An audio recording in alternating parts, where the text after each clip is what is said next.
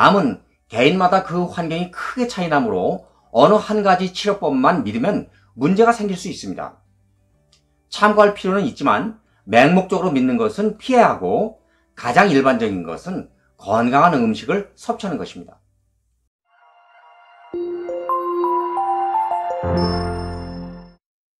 여러분 안녕하세요. 현명하신 구독자 여러분 감사합니다.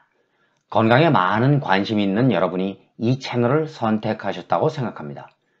KNL 기능의학TV는 질병의 원인 치료에 목적을 두고 있는 의학 정보를 과학적 검증을 거쳐 여러분께 최대한 많이 알려드리는 데에 초점을 맞추고 있는데, 그런 취지에 따라 이 채널을 방문하신 여러분 감사합니다. 이 영상을 제작하는 과정에 제가 참고한 과학적 문헌들은 이 아래 설명란에 링크를 남겨둘 테니까 관심이 있는 분들은 참고하시기 바랍니다. 현대의학의 암치료법 중에는 암세포를 파괴할 때 그 잔해 때문에 오히려 암이 더욱 전이되기도 하는 기현상이 일어날 수 있습니다. 이번 영상에서는 이런 현상에 의문을 품은 많은 연구자들이 연구한 내용을 설명하고자 합니다. 궁금하시면 영상을 집중해서 보세요. 그리고 이 영상을 보시고 도움이 되었으면 좋아요를, 다른 정보도 궁금하시면 구독을 눌러주세요. 구독을 하시면 제게 많은 힘을 불어넣어 도움이 많이 됩니다. 물론 알림 설정까지 해두시면 영상을 올리는 즉시 확인할 수 있으니까 편리하실 겁니다. 구독은 무료입니다.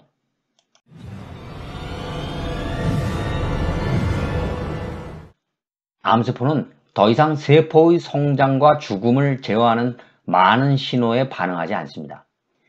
암세포가 성장하고 분열하면서 정상에서는 더욱 멀어지고 정상 조직 경계를 뚫고 전이하죠. 요거는 전이하는 그 과정을 보여주고 있는데요.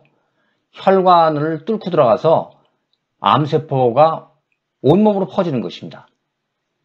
정상적인 세포에서는 세포 증식을 촉진하는 유전자와 이를 억제하는 유전자 사이의 균형이 유지되는데, 세포 증식을 제어하는 유전자의 돌연변이가 축적되면 세포가 암으로 될 수 있습니다. 모든 암세포가 전이 되는 것은 아니고, 암세포가 신체의 정상적 장벽을 통과하는 능력이 있어야 혈액이나 림프관으로 드나들며 전이할 수 있죠. 정상세포와 마찬가지로 암세포도 생존을 위해서는 산소와 영양분 공급이 필요합니다. 산소와 영양분 공급을 위해 암세포는 혈관 신생으로 새로운 혈관이 암의 성장을 돕습니다. 이게 암세포인데요. 요거는 이제 혈관 신생을 의미합니다. 그래서 기존의 혈관이 여기 이렇게 있고요. 여기에 새로운 혈관이 암세포를 성장시키기 위해 돕고 있는 것입니다. 신생혈관이 바로 그런 것이죠. 종양이 자랄수록 종양의 중심이 혈관에서 멀어지기 때문에 혈관 신생이라는 방법을 쓰는 것이죠. 그렇게 혈관이 연결되면 혈액을 통해 전이가 일어나기도 합니다. 암의 바깥쪽 세포에 혈관 신생을 유도하는 인자가 많습니다. 일부 항암제 중에는 혈관 신생을 막는 것도 있는데, 암세포를 죽일 수는 없어도 암을 축소하거나 성장을 막을 수는 있겠죠.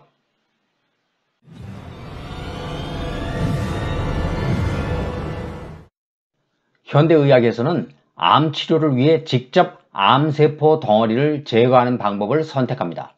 그런데 이런 방법으로 인해 제거하고 남은 암세포 파편 때문에 오히려 암세포를 자극해 더욱 온몸으로 퍼질 수도 있다. 그런 점에 유의해야 하는데, 기존의 암 치료는 본질적으로 양날의 검인 셈입니다.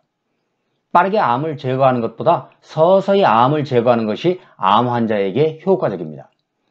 기존의 화학요법이 종양 재발에 기여할 수 있다는 것이므로 더 효과적인 약물로 암세포를 죽이면 역효과가 날 수 있다는 점을 알아두는 게 좋겠습니다. 리졸빈은 오메가3 구성물질인 EPA와 DHA에서 비롯되는 천연물질로서 암 진행을 억제합니다. 특히 화학요법으로 생성된 종양세포 잔해는 원암세포 성장을 자극하는데, 리졸빈은 암을 천천히 죽입니다. 리졸빈은 파편으로 인한 종양 성장을 멈추고 암세포가 퍼지는 것을 차단했으며 다양한 항암제의 활성을 증가시켜 이 싸움에서 더욱 효과적이었습니다. 리졸비는 염증을 제거한다는 면에서 다시 한번 오메가3의 중요성을 일깨워줍니다.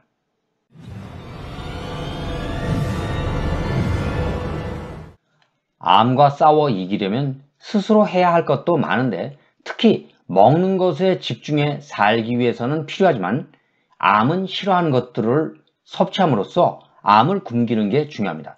그러기 위해서 어떤 음식을 먹어야 하고 어떤 것을 피해야 하는지 알아보기로 합니다.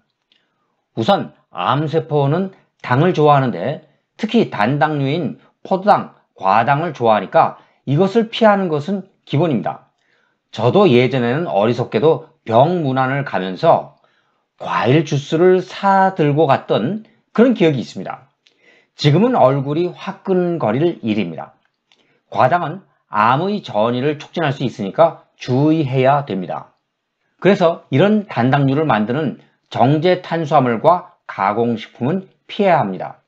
그런데 포도당이 암세포에게 중요하긴 하지만 포도당만 고갈시키면 오히려 암세포가 더욱 공격적이 됩니다.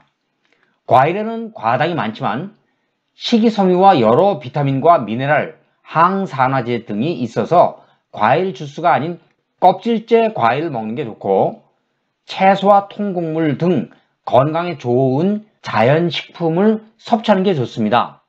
최근 연구에서 아미노산 메티오닌을 제한하면 암 크기가 줄어드는 것을 확인했습니다. 메티오닌은 세포 대사에 중요한 역할을 하는 필수 아미노산입니다.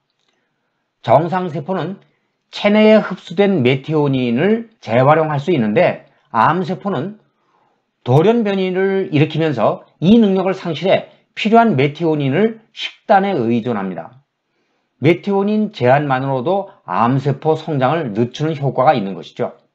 그런데 메티오닌을 제한하는 식단은 거의 완전 채식에 가깝습니다. 따라서 장기적으로 메티오닌을 제한하는 식단은 신체에 영향을 줄 수 있습니다.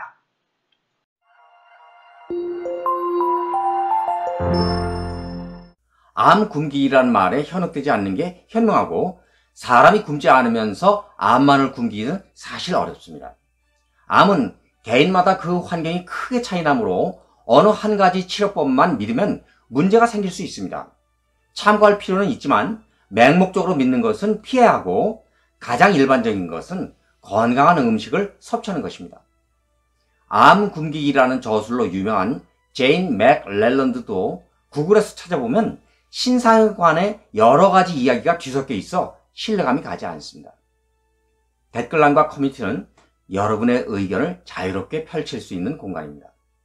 KNL 기능의학TV는 여러분 생각이 궁금합니다. 건강에 관한 소중한 여러분의 의견이나 영상에서 다뤄주기를 원하는 아이디어 같은 것이 있으면 댓글란이나 커뮤니티에 그 의견을 남겨주시기 바랍니다. 그럼 제가 자료조사를 통해 가능한 한 최대로 그 의견을 반영하도록 노력하겠습니다. 이번 영상은 여기서 마칩니다. 끝까지 시청해 주셔서 감사합니다. 그럼 오늘도 평화로운 하루를 보내기를 기원하면서 다음 영상에서 다시 만날 것을 기대합니다. 여러분 안녕히 계십시오.